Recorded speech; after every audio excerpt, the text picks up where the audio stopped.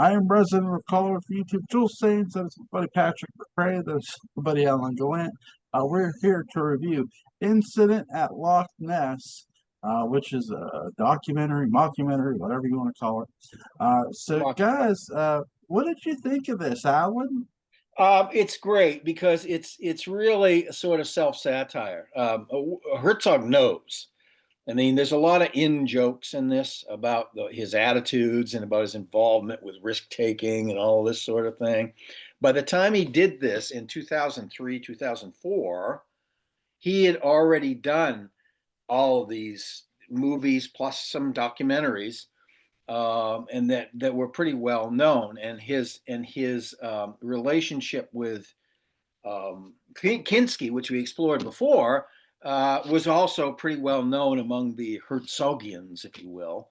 And so this is every bit of, tongue planted firmly in cheek, but done very. It sort of picks up gradually. It starts with a dinner party and goes from there.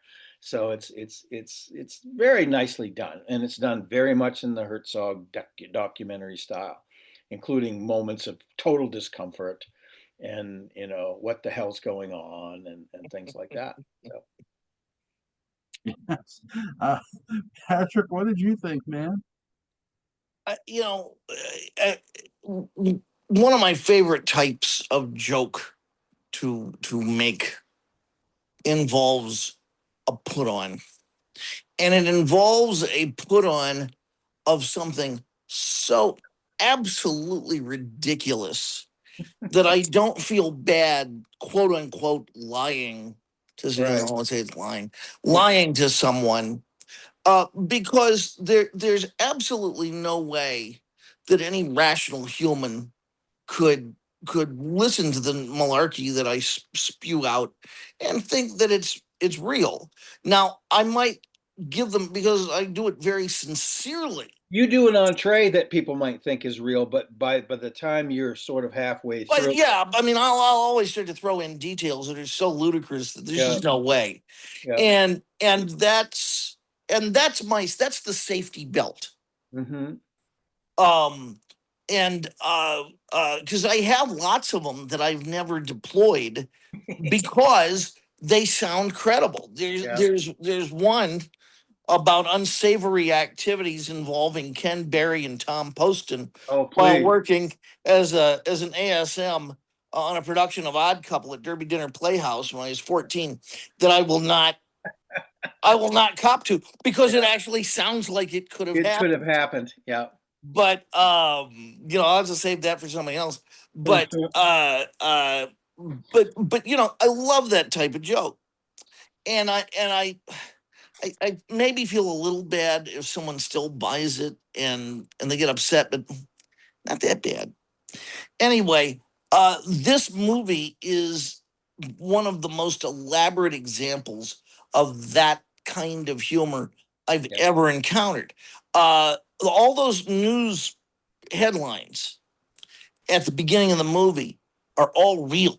Yes, I know, because he was hoodwinking the press too. Yeah, all the stuff in Variety. It's one thing you have the Drudge Report. Is that still a thing? I think it is, but it's not really a big thing anymore. Yeah, but it's another thing to get Variety and all of this, which they did. The DVD is a treasure trove, because it has a secret menu. You can illuminate a little Nessie, and that launches the real, because the everything on the DVD is straight. Also, sure, it's all in universe.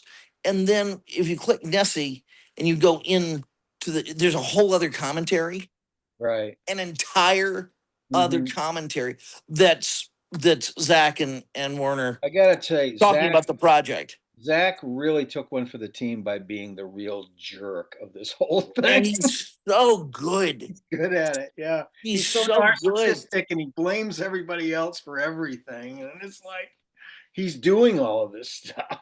It's great. Yeah. It's fabulous. Yeah. He is the worst in all of us. Yeah. If we had far more luck and far less talent, And I don't know what happened to him. You know, he has made his money off X-Men 2. Yes. And you know, that was because that was I think people Maybe forget what a he huge might be moneymaker script that was. doctoring. He was doing some of that at the time too. Yeah. So, I mean, it's possible that he's continued a lucrative career in script doctoring. But it Well, really, really makes me want to meet him. Yeah. He's great. Wow. And Katana's great. Oh, She's wonderful in the movie.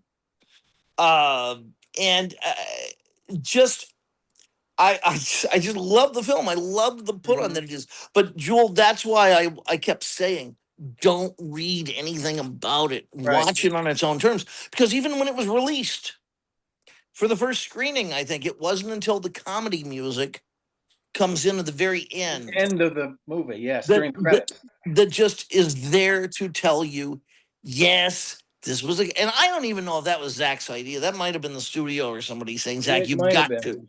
It might have You've been. got to. Yeah. But yeah, I mean, it's just if you know Herzog, the gags abound throughout the whole thing. If you know the in stuff. And Joel, I don't know if you remember this. I've been talking about this movie for years. you probably have. Yeah, yeah. It just the time was right. Mm. Especially But- since we just done, you know, my best fiend and all of that. Yeah. Yeah, absolutely.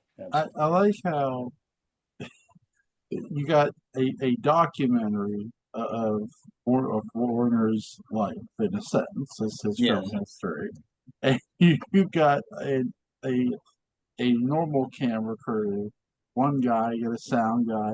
How many days we got a boat? And they say 5. Oh no, that's too long. We don't want to be on a boat no 5 days.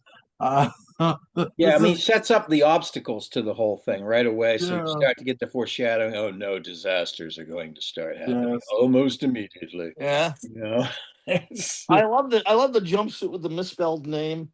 yeah, Yes. which he refuses to wear. It's just perfect. God, it would be so much fun. It would be so much better if he would wear the jumpsuit. You know, he said, "I never intended on wearing the jumpsuit." That's what makes it so funny. Like it's bullshit. Like, okay, can you see a producer being this like petty and this whiny? I mean, Yes. It's an in joke. There's plenty of people in Hollywood who saw this when it came out and roared with laughter, knowing exactly the type of person that he was playing. Absolutely. Absolutely. Let me tell you what took the cake for me, and I was like, the basic of them killing 2 guys off. Yeah. Yeah. Jewel, I'm so glad you like the movie. One of them disappears into the fog, flopping in the water. I'm really glad you like the movie. Going through the water. I was fucking hot. I was like he goes in the water, he's disappeared into the fog, and like they turn the camera, he's not there. I'm like, okay, He's definitely not there. And Werner gets to be this action hero. Yes. yes. I put on the wetsuit. You know? Yeah. Yeah. The looks of contempt that they have for Zach at the end of the movie. Oh yeah, when he's filming them inside the cabin of the rescue ship. Oh my God, it's so good. It's all F you. It's just one guy almost says it, you know, he's like he mutters a bunch of other stuff under his breath. It's so nice to see the depth of Werner Herzog's sense of humor. Because he was completely in on every step of developing this project. Of course. And you can judge a man by the quality of his Hollywood friends at the fake party at the beginning of the movie. I mean, as Martha Plimpton, who doesn't even have lines. No, she's just sitting love Martha Plimpton. Yes. Martha Plimpton, Jeff Goldblum, and Goldblum has like 2 lines. Yeah, and Ricky Jay, who I love Ricky That's Jay. right. He just passed not too long ago, didn't he? Yeah. Crispin Glover rolls in there. In the background. That's right. Yeah. Crispin Glover.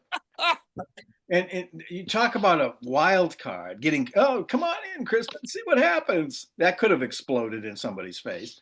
Well, I'm sure there's footage, lots of footage about everybody who was at the party. Yes, probably. But They did you ever probably hear? shot that like well, I mean, they probably had a real dinner and drinks and everything and just shot for Oh several yeah. hours, you know. Did you ever hear Crispin Glover's Friday the 13th final chapter story? No. Okay, well, in the movie they play music to dance. Okay, and I've ever seen it. And when they were shooting that scene, initially Crispin put on AC/DC. He said we should use AC/DC. It works. And they're like, nah, nah, Doc. This is not Sorry, Crispin, they cost too much. Yeah. Well, they were willing to play it. Yeah, It's just it to them. It didn't fit with the dancing they were doing, with what right. Crispin was doing, how he was dancing. That's typical Crispin. He's just doing something completely different than And what. it's like the dude, he's going off the wall like with his dance moves. It's like I think I found a worse dancer than me. You know, Um, his father plays one of the assassins in a Bond film, nice. and Who's his he's kind father? of strange too. They were, just off the damn beam. Who's his father? And his father, his first name, he was in. He's not the guy who was in Indiana Jones and the Last Crusade, was he? No, he may have been. Hold on a second. His father's Bruce. Oh He no, just passed away a few months ago. that's a different guy. Yeah, but Bruce, Mr. Wint in Diamonds Are Forever. Oh my God. Yeah, Mr. Wint. And when you see him, you can see Yeah. He's the Crispin Glover takes after his father in terms of. he's the one who wasn't Putter Smith. Right. Potter Smith was also I amazing. love Putter Smith. Hilarious. They were both quite hilarious, I actually. won a Putter Smith Film Festival. Yeah. Yeah. I think But it was one anyway, movie. so Crispin comes by it honestly. His father played offbeat the roles, and that was definitely. the sonar expert rolling coming onto the Yeah. Oh, she's great too, and she's exactly what you would hope that sort of model would be. That, okay, yeah, she has brains, but She's not also so like many. stunning, and the one Stunningly line beautiful. that Werner says to her, "You are a tidbit. I am not a tidbit." When Yeah. he's talking about being eaten by the monsters, you look like a tidbit. I like the fact that yes, she's smart, but they Yes. resist the urge to make her super heroic. No, any she's way. just like another person experiencing this craziness and this, Irresponsible. you're right, purported horror that's going on towards the end. But yeah, It's great. Watch it a second time because you can really, in those early, like when Werner goes into the production offices, you can really see Zach working hard to hide yeah, different documents and yes, schematics. It's you pick up on a lot yeah. more at the hotel in Scotland. Yes, because of his plot to add all of these things to it to make it a major motion picture. Yes. one of the best early gags too is when he pulls out the crew suits at the fucking meeting. Yeah. Yeah. Like, and they're just like he. I don't know if they knew this, but how Zach is playing, he's playing it like a mark, like he's a mark. Yeah. the the thing that's so subtly sad, I think, is the cinematographer and the sound guy, both of whom put on the suits, Mhm. but you can tell they do it with sort of a sadness, and they're Oh they're yes, embarrassed once absolutely. Warner's not wearing it. And they're completely out of their element because this is chaotic from the very beginning. The Yeah. sound man can't get the quiet that he needs. They put the motor, this quiet motor in this large boat. And then what was the crack Zach made about? Oh yeah, when Herzog was telling him it was all a bunch of BS and all this sort of thing, and he's walking away from him, and Zach says, well, at least it was, he said something about the boat was, it was just At least we didn't ridiculous. drag a boat over the Ridiculous. mount. And he says, at least you didn't drag a boat up a hill or something like that. And he goes, what did you say? Nothing. It's, that's just total. And I can see Herzog go, yes, we put that in. Yes.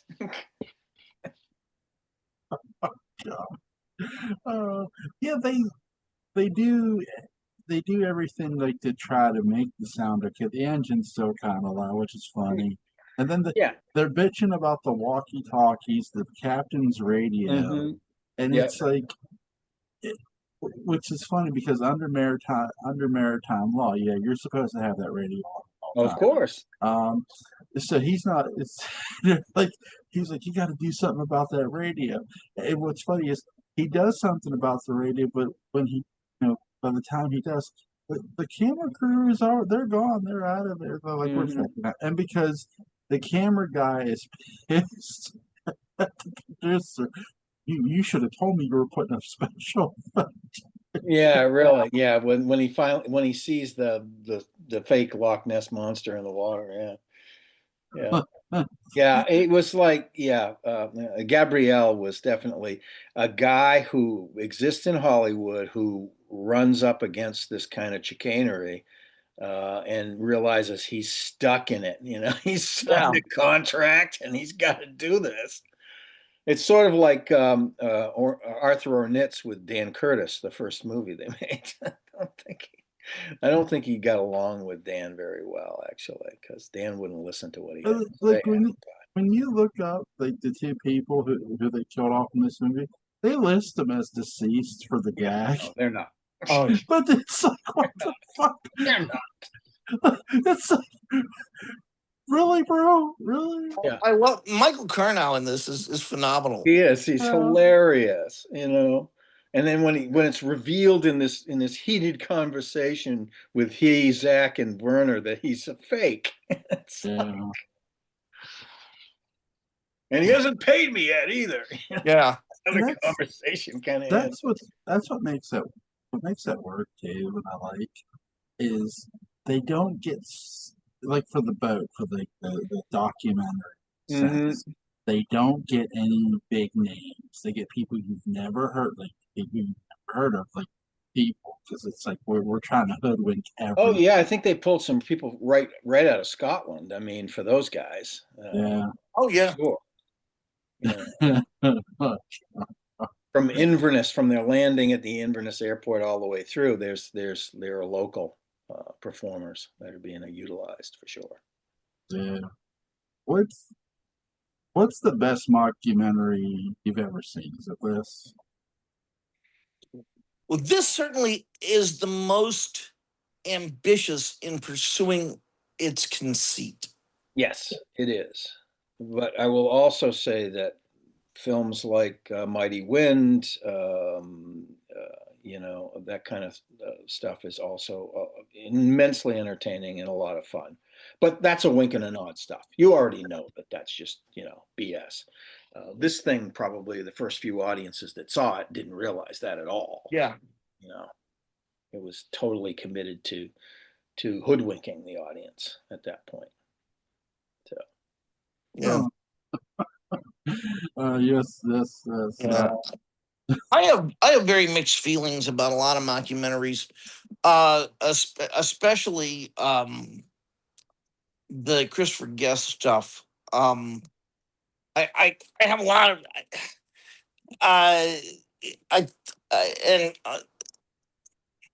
they're classist. Oh hell yeah! They're very classist. They're very. They're also stereotypical. I mean, there are a lot of stereotypes. Yes.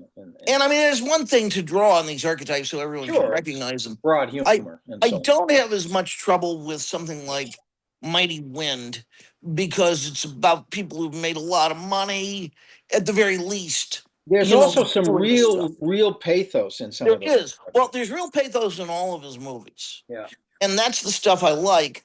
But the one that I have the most trouble with, that I still find funny, just because I have trouble with it doesn't mean I don't find it funny. Right. Is Waiting for Guffman. Yeah. Because these people Well, don't know any better. it's theater. Yeah. And they are small. They're from a very small town. Hmm. They've had limited cultural opportunities, and they're doing what they perceive as their best in the middle of this. And especially if you start to read interviews with guests and listen to commentaries with guests, he and Harry Shearer are two of the coldest people in comedy. They are just arctic. Yeah, they're And more analytical, I guess you would call them, yeah, rather than sort of, oh, I just have this sense of humor and it's there all the time. yes.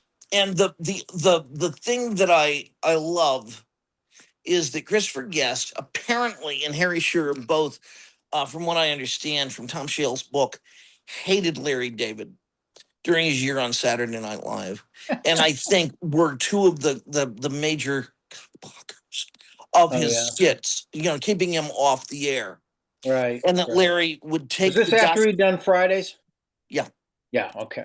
Yeah. and that Larry would take the whole mockumentary conceit Yeah. and perfect it with Curb Your Yeah. Enthusiasm Yes. and Yes. make infinitely more money than Oh either of yeah, those two guys absolutely. at it. Well, Larry David has that sense of humor, has that genuine Yes, he does. take on the world. He knows that, you know. And he's not elitist. If anything, He's a not. He champ, finds he's a everybody else's champion. work hilarious. He's Yeah. a generous guy. He's a when it comes champion to for the that. little guy, and that shows up in his work over and over again. Yep. Yep. So I think that is just the universe's ultimate. Well, yeah, probably. Yeah, and I like that. Yeah. Well, like when that. somebody gets done dirty, hopefully they get it back if they're a decent person, you know. And it's by doing their own thing better. Right. And that's the most delicious part. Mm-hmm. Yeah. But yeah, I give this mockumentary 10 out of 10. It's entertaining. yeah. Oh yeah. fucking funny. It's a little work of genius, no doubt. It's just a joy. Yep. Is there anything you guys want to add before we gave? 10 times over. Yes, yes. What are we doing next and when? By the way, I tried watching Frankenstein. It's too Baroque for you? I like Baroque. If it ain't Baroque, don't fix it. It is very Baroque. No, it's just long and boring. Well, there's that. But I find it interesting because Have you seen it? I've watched the first hour of it. Yeah, I actually started watching it today. Yeah, well, you have 38 more in the next Yeah, I know. 2 hours of the film. There are little things in it I like, but Jewel, I actually, Jewel, this is the movie you think Crimson Peak is.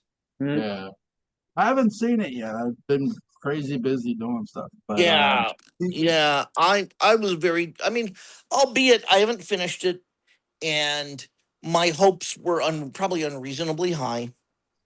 Perhaps. But maybe so did I. It's a free Netflix movie, basically.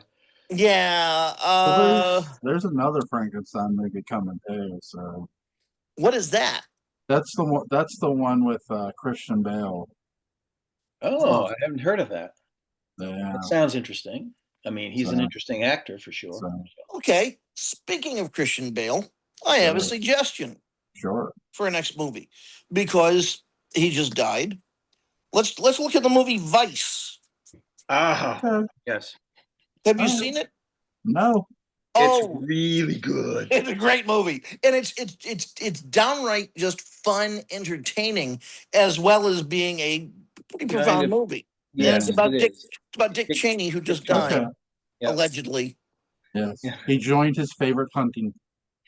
Yeah. Well, I thought he had that, the Vader heart inside of him that was going to keep him going forever until he could find a virgin male of 10 years old and put it in his chest. But, what the good thing is? He joined his hunting pals. Anyway. Here's and the hunting pal who got shot in the face was the one that apologized. So figure that one out. I know. Power play. That's a flex. Here's the thing about Vice. The people I know who were sort of positive about Dick Cheney, felt more negatively about the movie. They got the creeps because he gives off the kind of a creepy vibe, a manipulative vibe. But the people who felt negative about Cheney going in Felt kind more, of walked away from it thinking, more human. yeah, there are some things about the guy I kind of Yeah. understand now.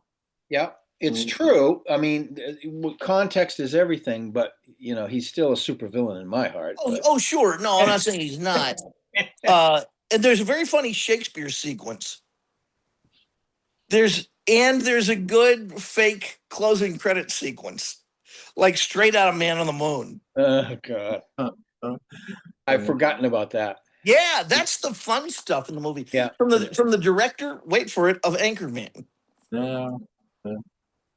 Is Sunday this was, by the 10:30? way, yeah, it's very good. Bale is fantastic.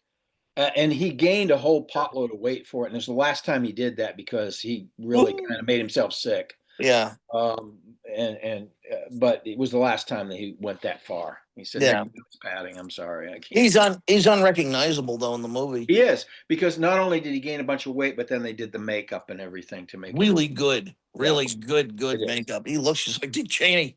And his breathing patterns are spooky. Like, I mean, that's part of a person's personality. That whole thing, you know, like Raymond Yes. Burr, you know, it's kind of like that, and it really embodies something, that rhythm of the guy, how he was thinking, how do I manipulate this moron? Because that's what he's doing in those scenes when he I'm the most, you know, I'm the most qualified vice president. I've looked at everyone. Trust me, you know, it's that kind of thing. It's, yeah, stuff that normal people don't do, because there's something about ethics that kicks in, you know. You might say something like, I'm the most qualified one, but I think you should look at I should look at these other three." He wouldn't say that. Who plays his wife in this? Is Amy Adams? I think so. I think she's really good in it. She's fabulous anyway. I'd see her in anything. I see her friggin' walking the damn dog. So, Yeah. um, I'll see you guys Sunday at 10:30. cool. Sunday it is. Jewel, thank you. Have a great Thank you. weekend. Always a pleasure. Too. Yeah, link to Patrick McCray's Dark Shadows Daybook Abound is going to be in the description box. Link to Alan Gallant's YouTube channel. Collins Report After Dark will be in the description box. You guys have a good night and take care. Peace Bye. out. That way.